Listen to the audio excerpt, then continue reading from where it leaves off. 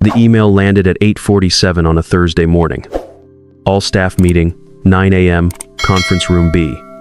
When my boss sent one of those without an agenda, it never meant good news. I poured my coffee, grabbed my notebook out of habit, and walked down the hall like I had 400 times before. I was the last one in. 14 people sat around the table, a few more standing by the windows. My boss stood at the head of the room with that particular smile she used when she had already decided something and was about to tell the rest of us it was great news for everyone. I found a chair near the back and sat down. She cleared her throat. Big announcement today. Effective the 1st of next month, we are officially naming Tyler as Director of Strategic Development. The room clapped. I looked at my hands in my lap. My nephew had been here 4 months. That is where the story starts. But I need to go back, because you need to understand what 11 years actually looks like from the inside before you can understand why I stood up and walked out before she finished the sentence. My name is Daniel Crawford. I am 54 years old. And for the past 11 years, I have been the Regional Operations Director for Meridian Health Supply, a pharmaceutical distribution company covering the Southwest. We move prescription medications, surgical supplies, and specialty biologics to hospitals, clinics, and independent pharmacies across 6 states. It is not glamorous work. It is compliance audits and cold chain logistics and 3 a.m. calls when a refrigerated truck breaks down 40 miles outside of Albuquerque. But it matters. When a hospital runs out of a blood thinner or a dialysis clinic needs emergency saline, my phone is the one that rings. My ex-wife left 6 years ago. Not dramatically. Not with a fight. Just quietly. The way water finds a crack in concrete and eventually splits it apart. She said I was more committed to Meridian than I was to our marriage. She was not wrong. I told myself I would fix it. I kept telling myself that until she handed me the papers in the kitchen one morning while Emma was at school. Emma was 12 then. She is 18 now, 2 months from starting at the University of Michigan on a partial academic scholarship, pre-law. The partial covers about 40%. The rest falls on me. $60,000 a year. 4 years. I had been quietly building toward a promotion for the better part of 3 years, specifically because I knew that math was coming. The promotion to Director of Strategic Development was mine, not in some imagined entitled way, in the way that my boss had sat across from me at lunch 8 months ago and said, "Daniel, when we restructure in Q1, your name is already on the door." I had gone home and run the numbers. The new salary would cover Emma's tuition, clear the remaining balance on the house by 63, and maybe leave enough to stop eating dinner alone 5 nights a week. 4 months before the announcement, my boss stopped me in the hallway on a Monday. "Hey Daniel, quick heads up. My nephew Tyler is starting Wednesday. Just graduated from Wharton. Wants to learn the operations side of the business. He will shadow you for a little while, get a feel for how we run things." I said sure. I pictured someone with a clipboard asking polite questions for 6 weeks before moving on. Tyler walked in wearing a blazer that cost more than my first car. He had one of those handshakes that is technically a handshake, but feels more like a performance. "You must be Daniel," he said.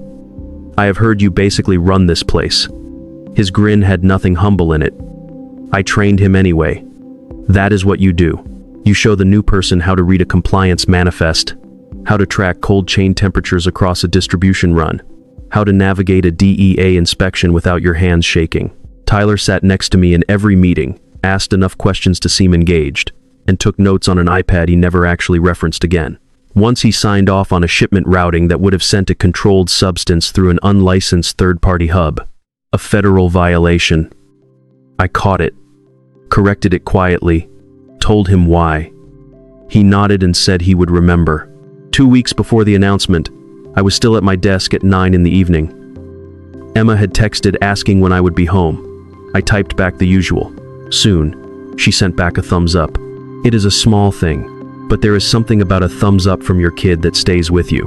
I was reviewing compliance documentation for our Tucson distribution hub when I heard voices from my boss's office. Her door was pulled almost shut, but not latched. I recognized the second voice, Gerald Fitch, our chief revenue officer. "Daniel has been steady, but he does not have the vision thing," my boss said. There was a pause. "Tyler has got the energy, the ideas, and he is family. Gerald, at the end of the day, this company stays in family hands." I sat completely still. The hum of the building's ventilation system filled the silence around me. Gerald said, "Daniel is the reason the Southwest Division has not had a regulatory failure in 6 years." She said, "Daniel is a technician. He is great at the details, but the next chapter of this company needs someone who can see the big picture." I stood up and walked to the window. 11 years.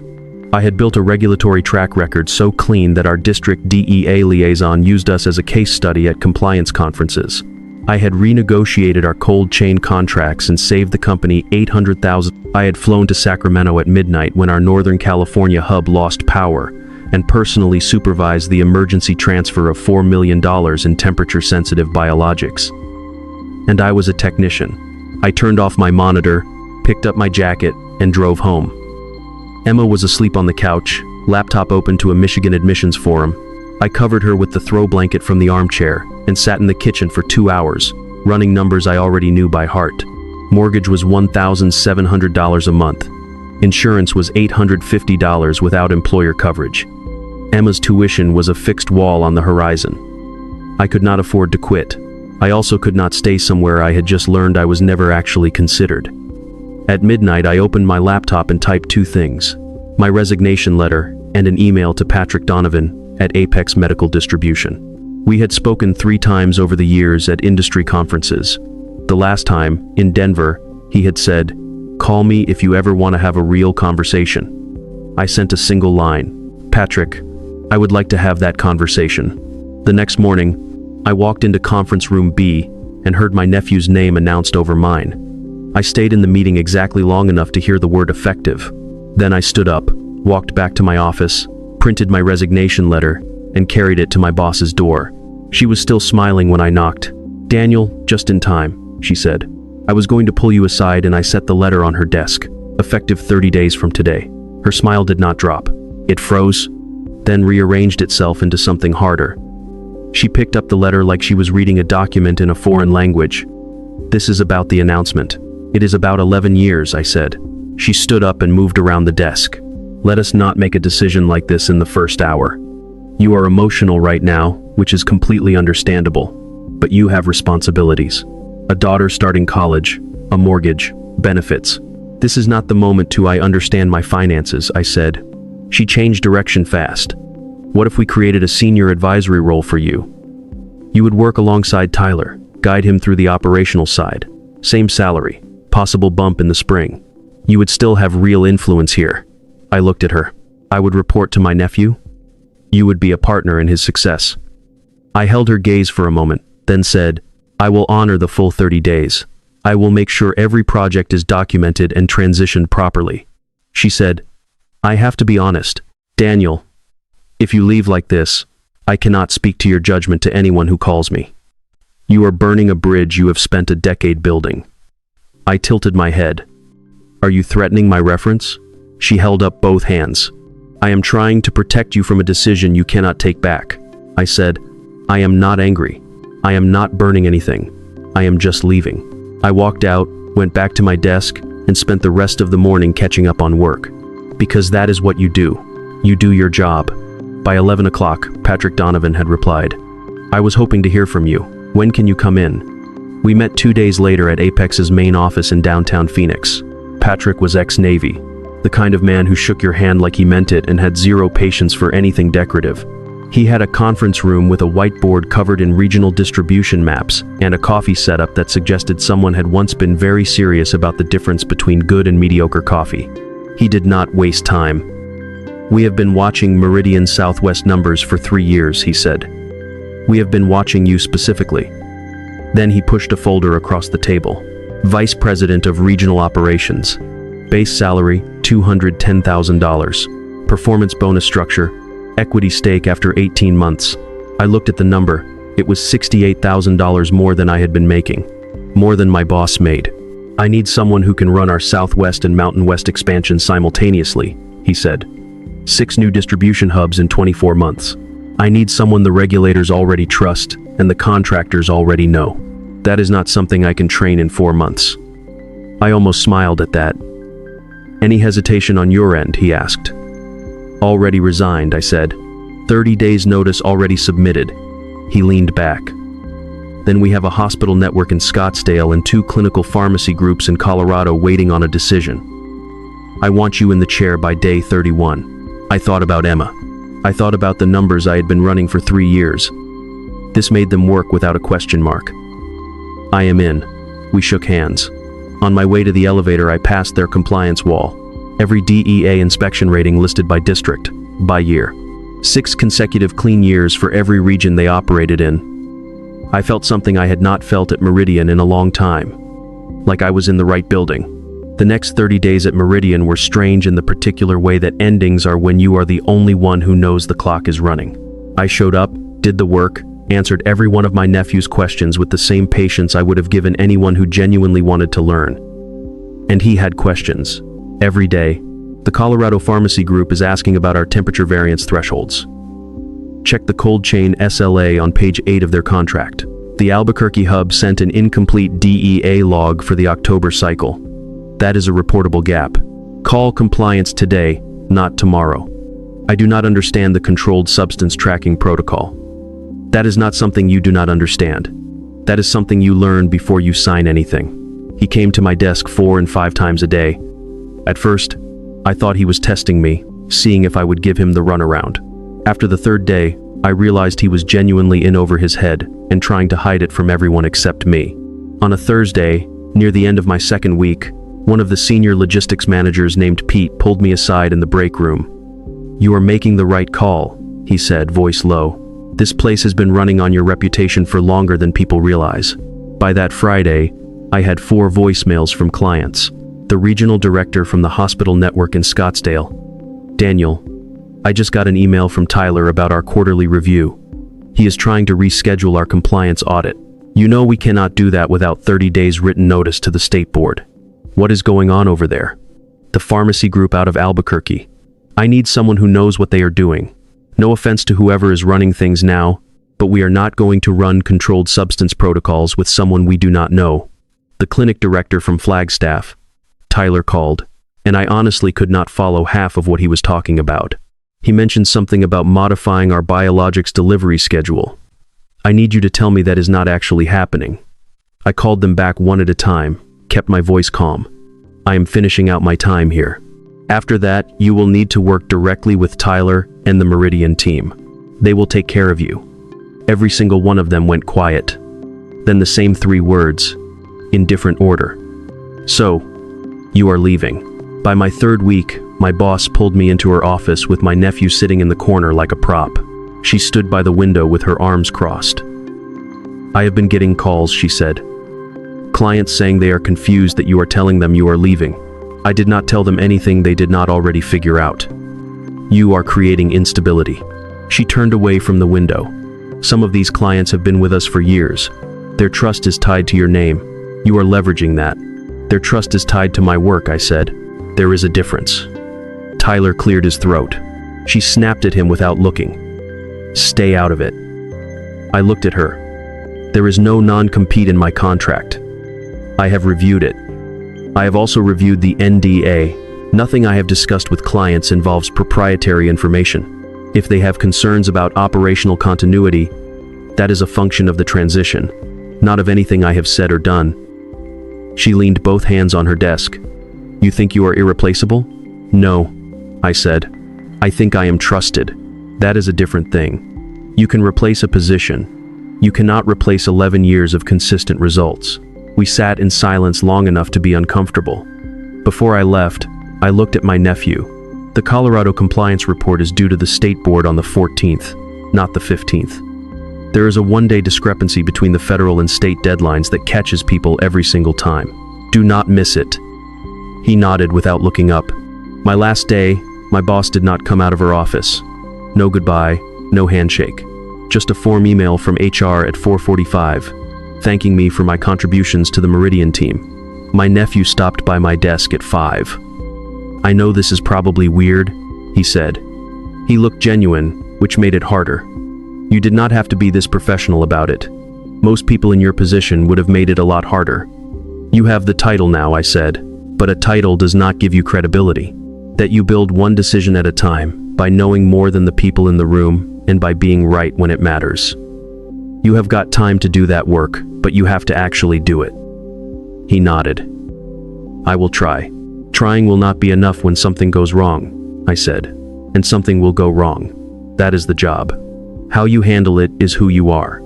I packed my desk into one box. 11 years of the Southwest Division fit into a single box. A coffee mug Emma had given me for my birthday. A photo from the company picnic where I was standing next to Pete and laughing at something neither of us could remember anymore. And a printed email from a Phoenix Children's Hospital Network director that said, "In full, Daniel, your team's work during last year's supply shortage saved our oncology unit from going dark. You have my personal thanks." I walked out at exactly 5. Did not look back. Starting at Apex felt like stepping out of a building where the air had been recycled too many times. The team was smaller. The expectations were higher. And Patrick gave me resources without being asked. When I said we needed a dedicated compliance liaison for the Mountain West expansion, he said, "Hire one." When I flagged a potential cold chain vendor as a regulatory liability before we signed, he said, "Cut them and find someone better." It was the first time in years that my instincts felt like an asset instead of an inconvenience. I ran the Colorado expansion 6 weeks ahead of schedule. The Scottsdale Hospital Network extended their contract through 2028 at 30% above their previous rate. We passed 3 consecutive DEA inspections with no findings, which in pharmaceutical distribution is not luck.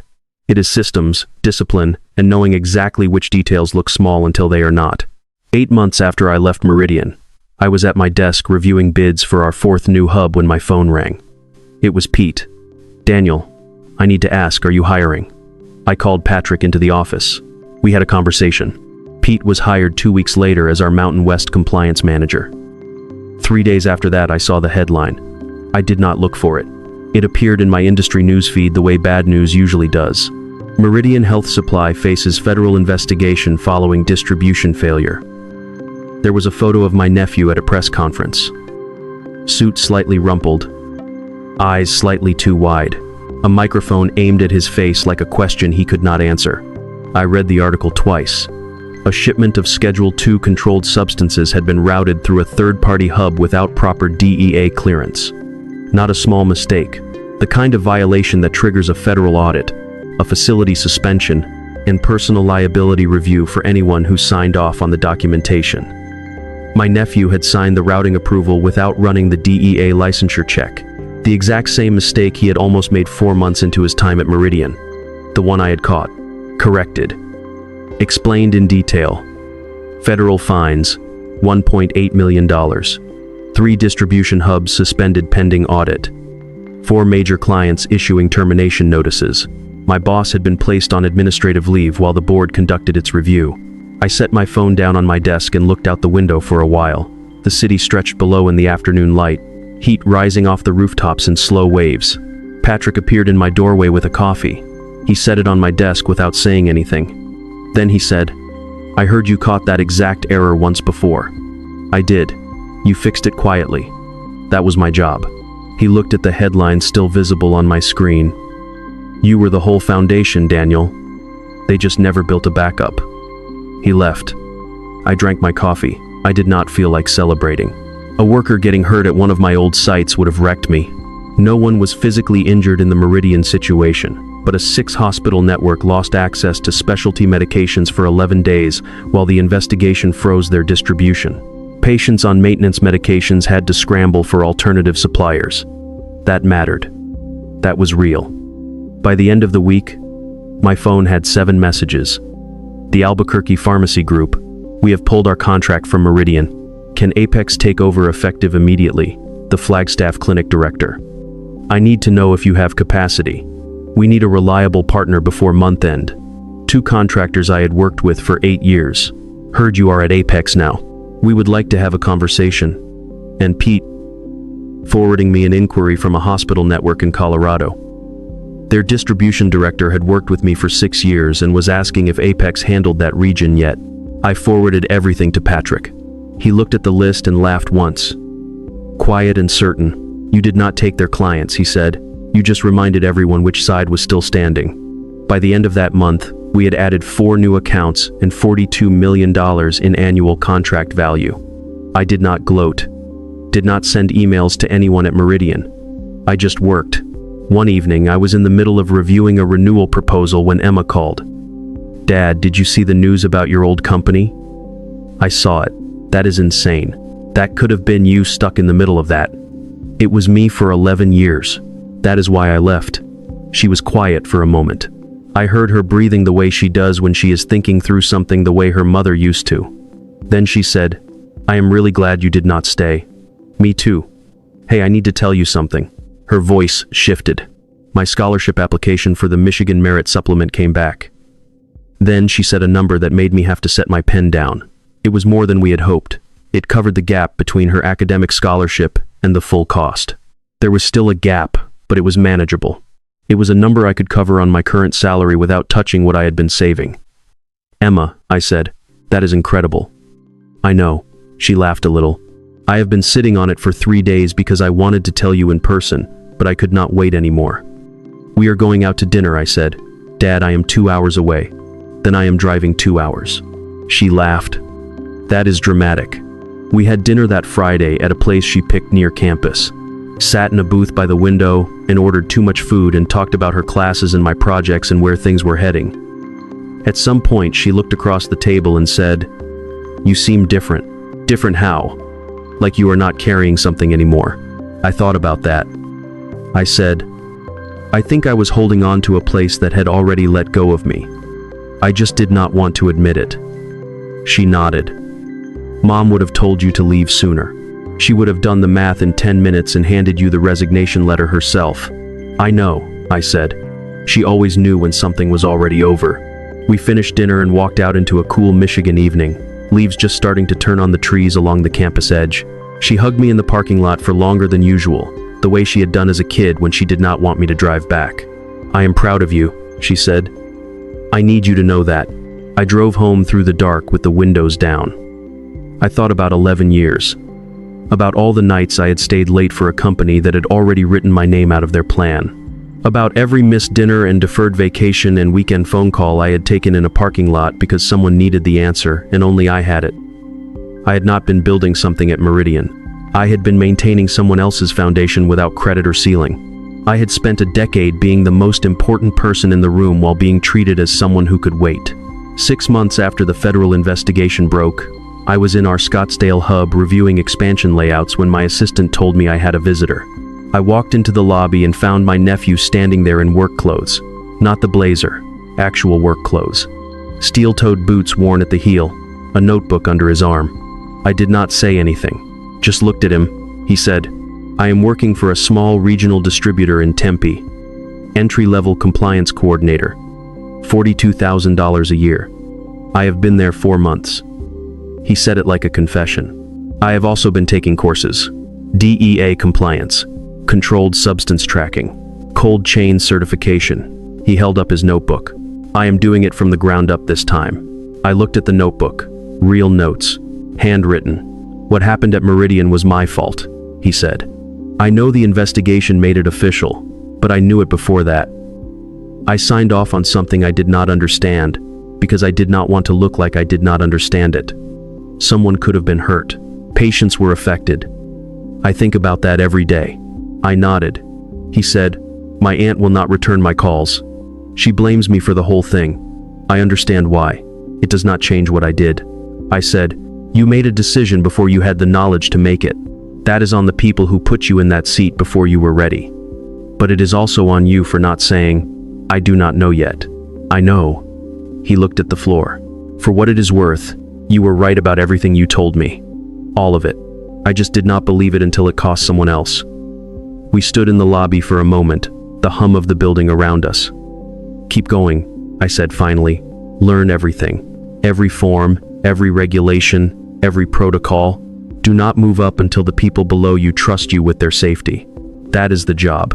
He nodded. I said, "And when you have got enough to work with, come find a company that does it right. There are good ones." He looked up. "Thank you. That is more than I deserve." "Maybe," I said. "But you asked for advice, not judgment." I walked back into the hub. My phone buzzed on the way down the hall. Text from Patrick. "New bid landed. Mountain West Hospital Network. 3-year contract. You will want to see the numbers. I went to see the numbers. That evening, I drove home with the radio off. The sun was dropping behind the mountains, sky going orange and then deep red the way it does in the desert in the fall. I thought about the moment in the conference room 8 months ago, when I heard my nephew's name called over mine. I had walked out before the applause finished. At the time, it felt like loss. Standing in the parking lot afterward with my hands on the wheel and nowhere to be, it had felt like the loneliest morning of my adult life. I understand now what it actually was. It was a door opening inward instead of outward. Sometimes you push on something for so long you forget there is another way it can move. I pulled into my driveway, porch light on, quiet neighborhood, cool air. I sat in the car for a minute the way I sometimes do, just letting the day decompress before I bring it inside. My phone buzzed. Emma, just checking in. How was the Scottsdale Hub Day? I typed back, good day. How is the property law reading? She sent a face with its eyes crossed. Then get some sleep, Dad. You sound like you are actually okay, and I do not want to jinx it. I smiled at the phone, put it in my pocket, and got out of the car. Standing in my driveway in the November dark, I thought about what I had spent 11 years building. I had thought it was a career, a ladder, a plan. It turned out I had been building something different. A reputation that traveled with me, a network that picked up the phone, a record that did not need anyone's signature to be real. I had not lost 11 years. I had carried them out the door in a cardboard box and deposited them somewhere they actually mattered. I went inside, made dinner, called Emma back, and listened to her complain about her property law professor for 20 minutes, which was the best 20 minutes of my week. The house was still quiet after we hung up, but it was a different kind of quiet now. Not the kind that reminds you of everything missing. The kind that just means the day is done, and tomorrow you get to do the work again. That is enough. If you have ever stayed too long in a place that stopped seeing your value, remember this. Time is not always lost. Sometimes it is only being carried toward the place where it finally counts. And if this story stayed with you, stay with us for the next one.